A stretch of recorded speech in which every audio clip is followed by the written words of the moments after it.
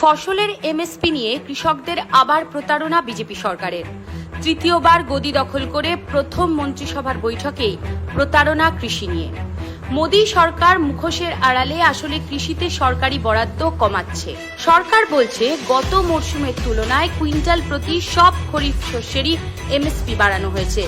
স্বামীনাথন কমিশনের রিপোর্ট অনুসরণ করে উৎপাদন খরচের 50% বেশি এমএসপি নির্ধারিত করেনি সরকার। কি এই এমএসপি? সরকারের তরফ থেকে ধার্য করে দেওয়া ফসলের ন্যূনতম মূল্য, যা কৃষকের স্বার্থ মেনেই সরকারের লাভজনক পদ্ধতিতে নির্ধারণ করা উচিত। কেন ক্ষতিগ্রস্ত কৃষকরা? চাষের যে খরচের উপর এমএসপি নির্ধারণ করছে সরকার, আদতে খরচ তার 10 গুণ। সার, বীজ, কীটনাশকের দাম লাগাতার বাড়িয়েছে মোদী সরকার। সেচের, বিদ্যুতের খরচে সরকারি ভর্তুকি কমিয়েছে মোদী।